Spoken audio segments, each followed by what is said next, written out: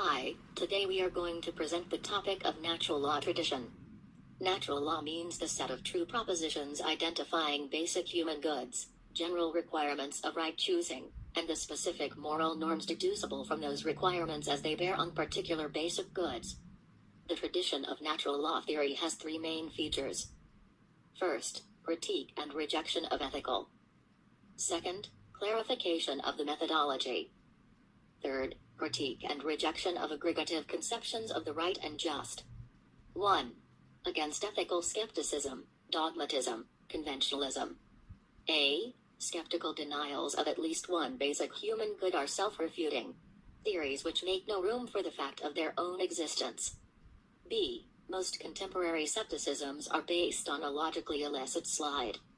The critique of skepticism is closely linked to the main strategy of contemporary jurisprudence, but rather to the characteristic reasons people have for acting in the ways which go to constitute distinctive social phenomena. 2. On the methodology of the social sciences. But natural law theory argues that the formation and selection of concepts for social descriptions and explanations is and must be guided by the evaluations which critical reflection on the human situation shows to be critically justified. 3. Critique of aggregative theories of the right more important than the account of basic human goods. It is the account of the second level of ethical reflection, identifying the requirements of practical reasonableness or modes of responsibility. The belief that there is not merely practically chimerical, but incompatible with free choice, and incoherent. In jurisprudence, the concerns of the tradition are to show 1. How an understanding of law presupposes. 2. How a definition of law can include a reference to the moral functions. 3. How positive laws are derived from natural law. 4. How unjust laws can create moral obligations. 2 Principles of natural law. 1. No one shall be a judge in his, her own matter. In A.K. Krapak v. Union of India, Supreme Court held a person who sits on a committee for selection of candidates for certain job must not be a candidate himself for the job. 2. Right to hearing should be given to both parties. In Ashwini Kumar v. University of Delhi, the court observed that the students were not given an opportunity of hearing and hence their expulsion order is to be set aside, and directed that they be given an opportunity of hearing first. Examples of natural law theory. 1. Life. 2. Knowledge. 3. Aesthetic experience. 4. Religion. 5. Sociability. 6. Practical reasonableness. Life. For example, right not to be tortured, not to have one's life taken directly as a means to any further end. Knowledge. For example, we want to find about something and a desire to avoid ignorance or error. Aesthetic experience.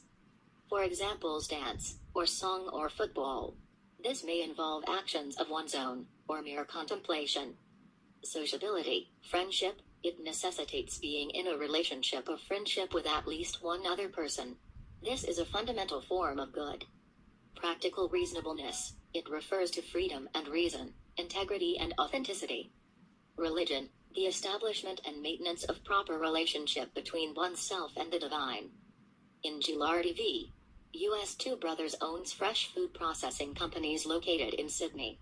The men stood their ground to operate their companies in accordance with their religious beliefs, refusing to compensate employees for birth control options in their health insurance plans. A case of euthanasia, the painless killing of a patient suffering from an incurable and painful disease or in an irreversible coma, mercy killing. A 36-year-old accountant, married and the father of 3 young children, is diagnosed as having immunoblastic lymphadenopathy. Having reconciled himself to his death, he asks the doctor for the means of killing himself in order to end his pain. Is it morally permissible for the physician to acquiesce in this request? 1.